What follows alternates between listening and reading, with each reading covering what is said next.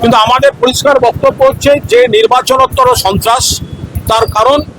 যেভাবে voter list থেকে বহু বৈধ ভোটারকে বাদ রাখা হয়েছে, ভোটার মেশিনে গোলযোগ করা হয়েছে, এবং সব থেকে বড় কথা গণনার দিন পরিকল্পিত লুট হয়েছে, ইসিকে ব্যবহার করে কেন্দ্রীয় বাহিনীকে দিয়ে লুটতরাজ হয়েছে। ফলে এর প্রতিবাদে এবং তারপরে যে নির্বাচনোত্তর সন্ত্রাস হচ্ছে পুলিশকে ব্যবহার করে দিকে দিকে তৃণমূল কর্মীদের উপর, যারা তৃণমূলের সমর্থক, যারা তৃণমূলের কর্মী, যারা পোলিং এজেন্ট ছিলেন, যারা কাউন্টিং এজেন্ট ছিলেন, যেভাবে তাদের মিথ্যা অভিযোগ, মিথ্যা মামলায় গ্রেফতার করা হচ্ছে, ডেকে পাঠানো হচ্ছে, কাউকে কাউকে সন্ত্রাসে ঘর ছাড়া করা হয়েছে, ঘর থেকে ঘরে আবার ঢুকিয়ে দিলেও নতুন মামলা দিয়ে অ্যারেস্ট করা হচ্ছে। বলা হচ্ছে 21 সালের মামলা, তাতে নতুন করে নাম অ্যাড করা হচ্ছে। আমরা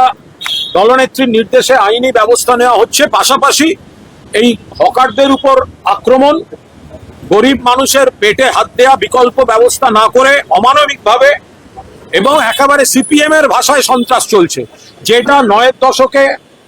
সিপিএম হকার বন্ধুদের উপর যে সন্ত্রাস করেছে সেটাই আবার এখনকার সরকার করছে। ফলে এর প্রতিবাদে এবং এই নির্বাচনোত্তর সন্ত্রাস, মিথ্যা মামলায় কর্মীদের ঘর ছাড়া, কর্মীদের হ্যারাস করা, গ্রেফতার করা, এর প্রতিবাদে 21শে মে কলকাতা 3টি জায়গায়, শিয়ালদা স্টেশনের কাছে, হাওড়া স্টেশনের কাছে এবং বালিগঞ্জ এলাকায় এই কর্মসূচিগুলি সর্বভারতীয় তৃণমূল কংগ্রেস জীবন জীবিকা বাঁচাও এই স্লোগান দিয়ে তৃণমূল কংগ্রেসের কর্মসূচি হবে। আপনারা দেখছেন বর্তমান সময়.com।